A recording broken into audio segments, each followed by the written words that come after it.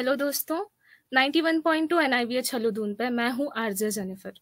दोस्तों, हर साल 15 जुलाई को युवाओं को करियर के लिए आवश्यक स्किल्स के बारे में, उसके महत्व के बारे में अवेयर कराने के लिए हम मनाते हैं वर्ल्ड यूथ स्किल्स डे, यानी विश्व युवा कौशल दिवस।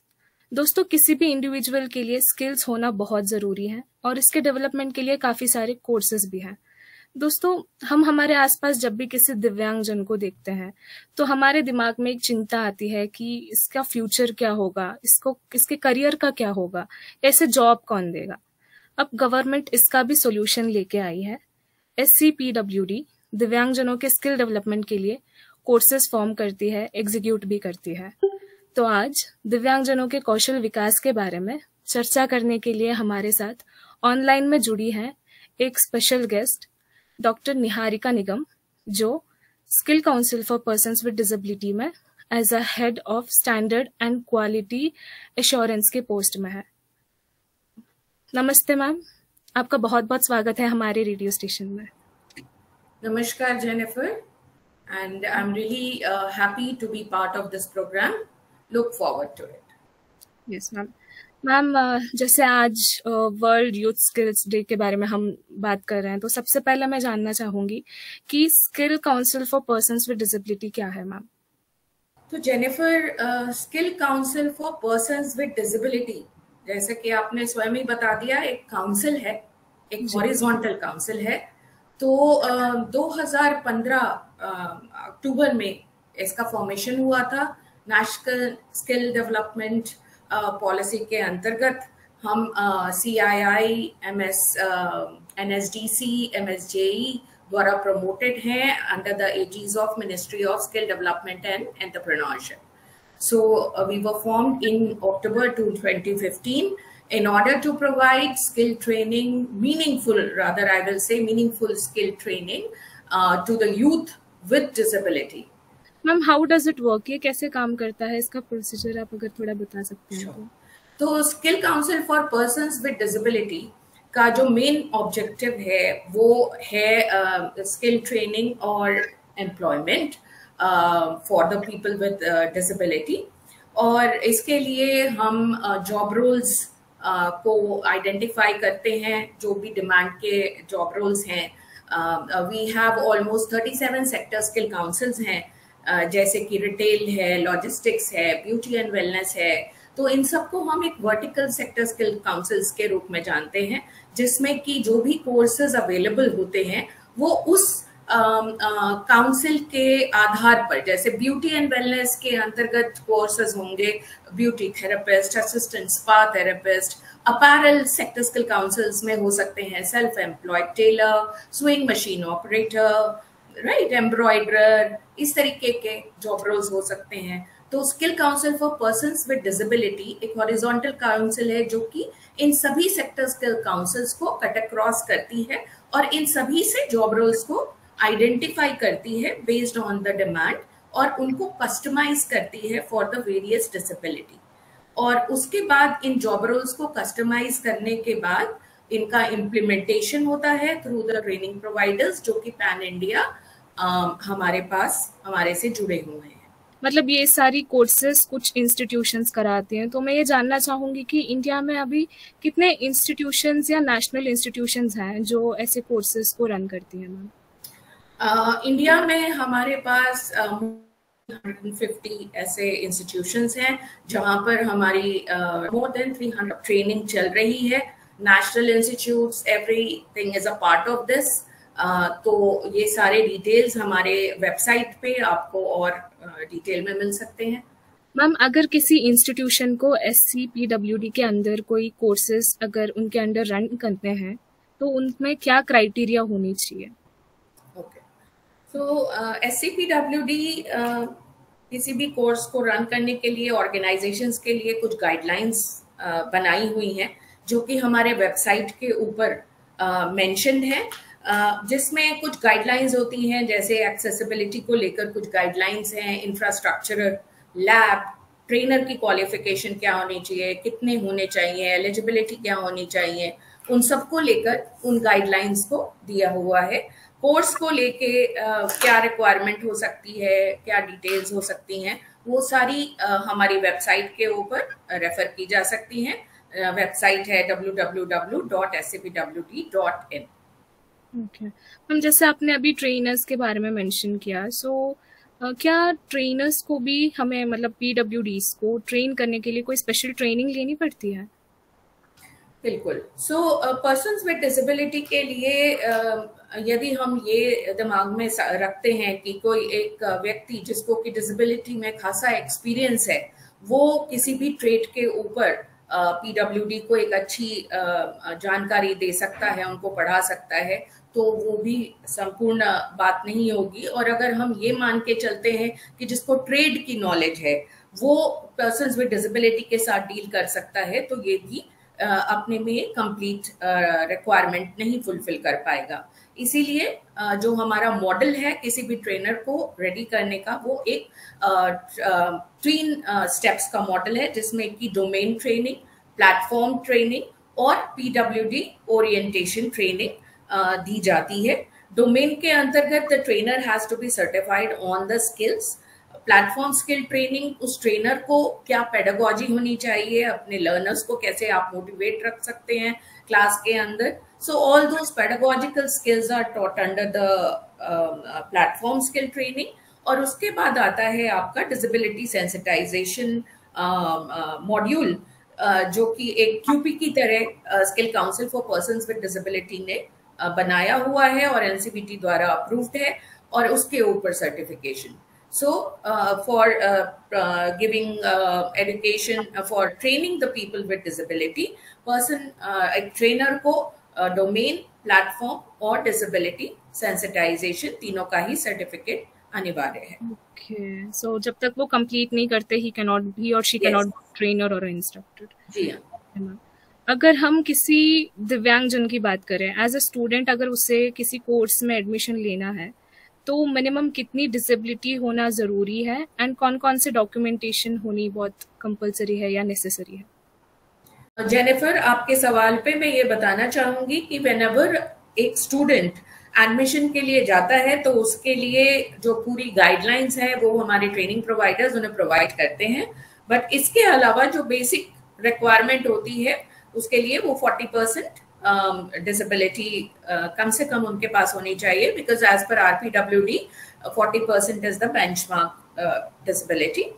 And for to avail any advantage, any government scheme के जो बेनिफिट्स हैं, उसके लिए 40% की डिसेबिलिटी होनी आवश्यक है, तो वो सर्टिफिकेट होना जरूरी है। इसके अलावा फोटोग्राफ्स हो गई, आधार कार्ड होगा, यूडीआईडी नंबर हो गया, इसके डिसेबिलिटी सर्टिफिकेट हो गया। These are very important thing जो बेसिक डॉक्यूमेंटेशन किसी भी कैंडिडेट के पास होना ही चाहिए। मैम, जैसे SCPWD इतना डिसेबल्स के लिए कोर्सेज फॉर्म करता है, इतनी सारी चीजें करता है, बट इसकी अवेयरनेस काफी लोगों तक शायद नहीं है। ऑफ कोर्स नहीं है, शायद नहीं बोल सकती मैं। तो क्या इसके अवेयरनेस के लिए कुछ होता है, मतलब कुछ कर रहे हैं ताकि काफी लोगों तक इसके बारे में इंफॉर्मेशन पहुंचे? जेनिफर, हम 2015 से लगातार कार्यरत हैं इसके लिए, और किसी भी चीज के लिए अवेयरनेस के लिए हम भी उतने ही प्रयासरत हैं। और मैं आपको बताऊं कि हम इंडस्ट्री और जनरल जो हमारी स्टेक होल्डर्स हैं, उनके लिए बहुत से वर्चुअल वर्कशॉप्स प्लान करते हैं, physical face to face workshops plan करते हैं, क्योंकि जैसा कि मैंने बताया कि ट्रेनिंग और एम्प्लॉयमेंट हमारा मेन फोकस रहता है। बिना एम्प्लॉयमेंट के यदि हम किसी को ट्रेन करते हैं, तो उनका यदि एम्प्लॉयमेंट नहीं होता, तो फ्रस्ट्रेशन, एंजाइटी और बढ़ सकती है इंडिविजुअल्स में। सो ऐसा ना हो, तो प्रयास हमारी तरफ से भी होता है, और कैंडिडेट किस स्तर पर स्किल्स को और अपनी योग्यता को प्रमाणित कर पाता है, उस पर भी डिपेंड करता है।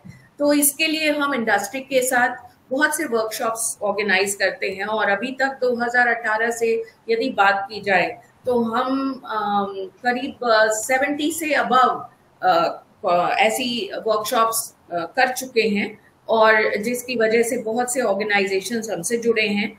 और हर एक 3 महीने पर हम एक वर्चुअल वर्कशॉप करते हैं, जो कि हम वाइडली पॉपुलराइज करते हैं अपने वेबसाइट और सोशल मीडिया पर, जिसमें कि हम इंडस्ट्री को कॉल करते हैं और उसमें कोई भी स्टेक होल्डर्स ज्वाइन कर सकते हैं इन ऑर्डर टू लर्न कि उस क्षेत्र में या उस एरिया या उस डोमेन में किस प्रकार की अपॉर्चुनिटीज एग्जिस्ट करती हैं।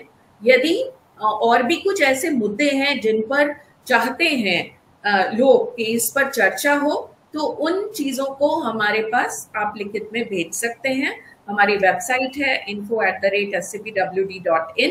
उसके ऊपर आप यदि ये कुछ ऐसे सब्जेक्ट्स को भी लिख के भेजते हैं तो उन पर भी समय अनुसार हम वर्कशॉप्स को, वर्चुअल वर्कशॉप्स को ऑर्गेनाइज करते हैं। और धीरे धीरे काफी लोगों में इस बारे में जानकारी आई है और प्रयास कर रहे हैं। मेरे ख्याल से बहुत जल्दी ही आपको ये जरूर सुनने को मिलेगा कि SCPWD के बारे में बहुत से लोग ऑलरेडी जानते हैं। Yes ma'am.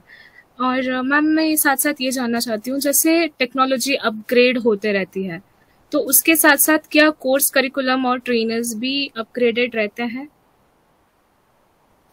तो किसी भी क्वालिफिकेशन जब वो बनती है तो वो 3 साल के लिए अप्रूव होती है, और मेरे ख्याल से ये 3 साल का जो समय है वो उसके लिए है कि यदि इस बीच कोई भी अपडेट्स या अपग्रेडेशंस हुई हैं तो उसके लिए कोई इनकॉर्पोरेशन यदि होता है तो जब हम क्वालिफिकेशन को रिवाइज करते हैं तो उसमें ये रिफ्लेक्ट हो सकता है।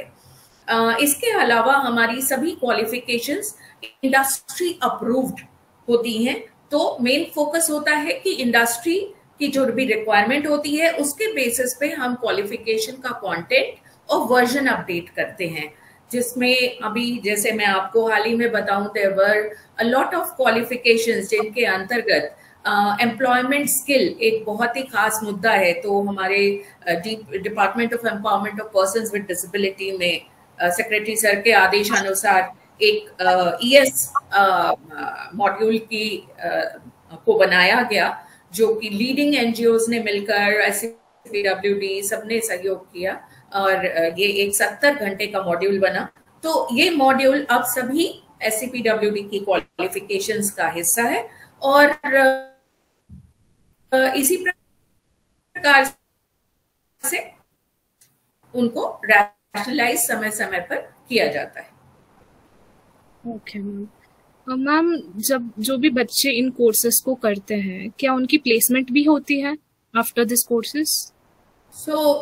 मैंने आपको पहले भी बताया जेनिफर कि हम अपनी ही तरफ से इंडस्ट्री के साथ जुड़े होते हैं और बाकी स्टूडेंट की प्लेसमेंट जैसे आपके लिए, मेरे लिए है या पर्सन विद डिसेबिलिटी है या किसी भी कास्ट, क्रीड, जेंडर का है, तो उसकी योग्यता, वो उस कार्य को कितनी योग्यता के साथ सीख पाया है और आप प्लेसमेंट के बाद अपने आप को किस प्रकार से अपनी संस्था में प्रूव कर पाते हैं जिससे कि आप आगे बढ़ सकते हैं, फर्दर प्रोग्रेस कर सकते हैं, ये आपकी योग्यता और क्षमता पर डिपेंड करता है।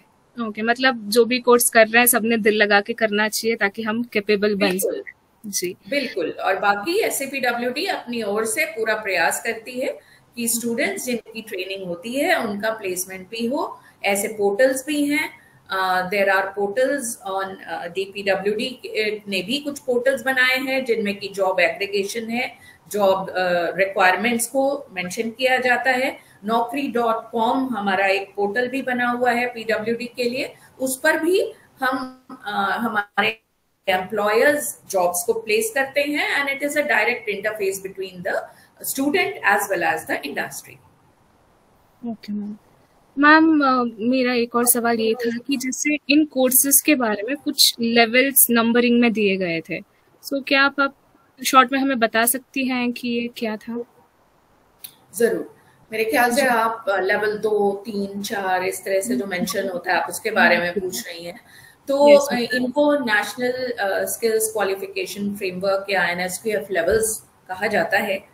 तो नेशनल स्किल डेवलपमेंट की जो पॉलिसी 2009 में आई थी, तो उस समय ये आवश्यकता समझी गई हमारे देश में कि भाई एजुकेशन और वोकेशनल ट्रेनिंग को भी कुछ ट्रांसफॉर्म करने की आवश्यकता है और एक नेशनल स्किल्स का फ्रेमवर्क होना आवश्यक है जिससे कि करिकुलम के अंदर एक स्टैंडर्डाइजेशन आ सके, ज्यादा ट्रांसपेरेंसी आ सके, और इस तरीके से पैन इंडिया या इंटरनेशनल लेवल पर भी जब उन लेवल्स के बारे में बात की जाए तो एक इंटरनेशनल कंपैरेबिलिटी भी आ सके।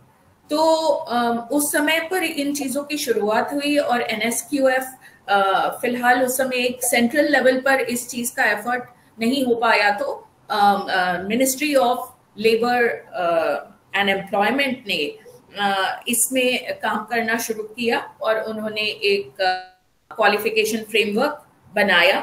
इसके अलावा हमने ministry of human resource development ने भी क्वालिफिकेशन फ्रेमवर्क बनाया जिसको कि यूनिफाई किया गया, और हाल ही में जून, मेरे ख्याल से 6 जून 2023 में इस फ्रेमवर्क को दोबारा से रिवाइज किया गया, जो अर्लियर 2013 में नेशनल स्किल्स क्वालिफिकेशन फ्रेमवर्क बना था। और अब इस फ्रेमवर्क के अंदर एनपीई और एनसीआरएफ, इन दोनों को इंटीग्रेट करके इन दोनों के प्रोविजंस इंटीग्रेटेड हैं। तो ये जो फ्रेमवर्क है ये बेसिकली किसी भी क्वालिफिकेशन या जो कैंडिडेट इस लेवल के कोर्स को कर रहा है, और ये 1 से लेकर 8 लेवल तक का कोर्सेज होते हैं, लेवल 1 टू लेवल 8।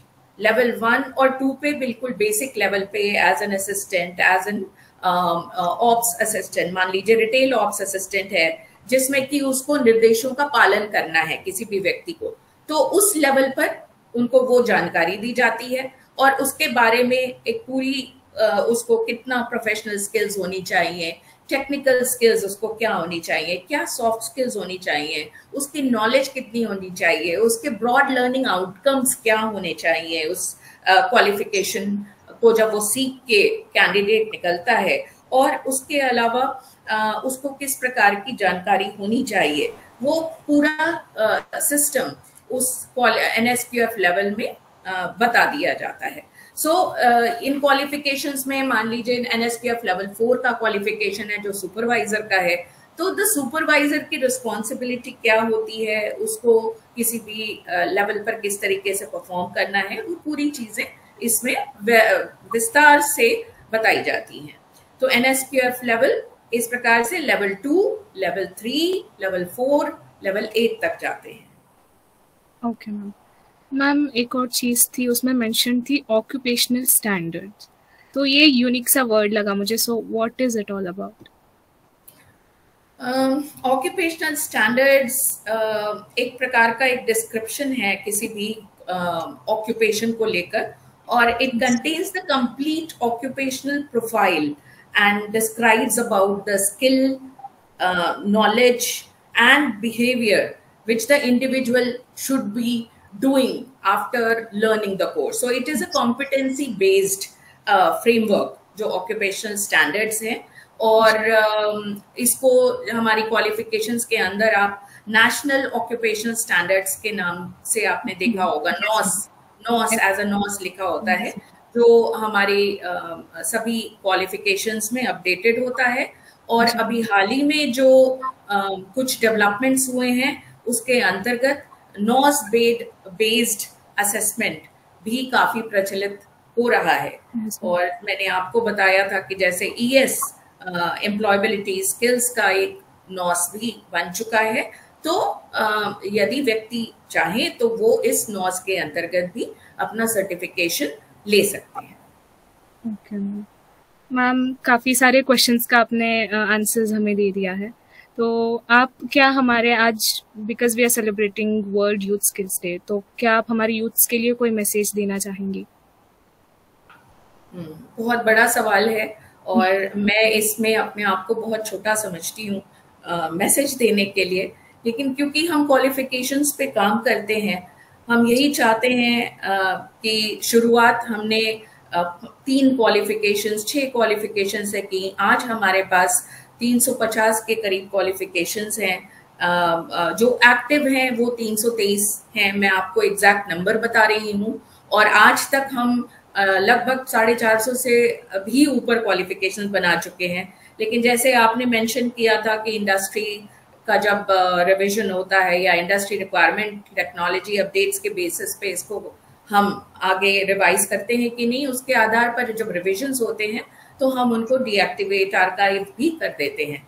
तो इसके आधार पर हमारे पास आज की तारीख में 323 एक्टिव क्वालिफिकेशंस हैं और हम पूरे प्रयास करते हैं कि जो हमारे स्टूडेंट्स हैं, कैंडिडेट्स विद डिसेबिलिटी हैं, उनके लिए डिसेबिलिटी किसी भी प्रकार से एक रेस्ट्रेनिंग फैक्टर ना बने।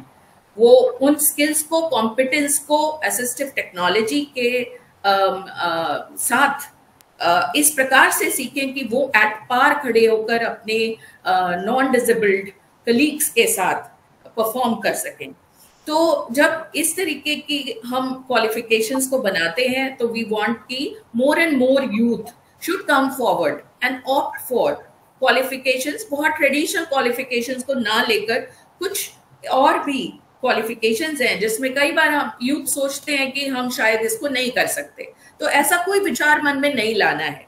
यदि आपके मन में वाकई इस चीज की एक बहुत ही प्रबल इच्छा है कि आपको कुछ करना है और आपको भी किसी से कम नहीं रहना, तो there are a number of qualifications जिनको आप स्वयं अंडरगो कर सकते हैं और उसके बाद उस पे पारंगत हो सकते हैं, फर्दर अपने करियर को प्रोग्रेस कर सकते हैं, अपनी ट्रेनिंग को और फर्दर प्रोग्रेस कर सकते हैं और आगे बढ़ सकते हैं और जीवन में इकोनॉमिकली इंडिपेंडेंट होके अपने परिवार, अपने देश के लिए कंट्रीब्यूट कर सकते हैं।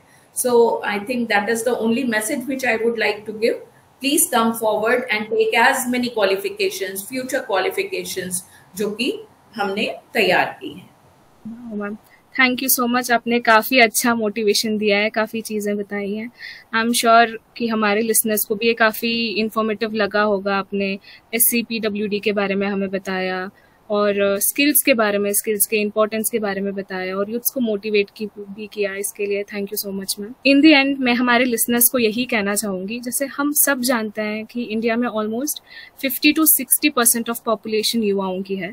इससे मैं सिर्फ डिसेबल्स को ही नहीं, नॉन डिसेबल्स को और सबको अपने एजुकेशन के साथ साथ स्किल डेवलपमेंट पे भी ध्यान देना चाहिए, ताकि हम एक कैपेबल इंडिविजुअल बन के हमारे देश के प्रगति के और एक अपना बड़ा योगदान दे सकें। और ऐसे ही इंफॉर्मेटिव और इंटरेस्टिंग प्रोग्राम्स के बारे में सुनने के लिए सुनते रहिए 91.2 NIVH हल्द्वानी। Thank you.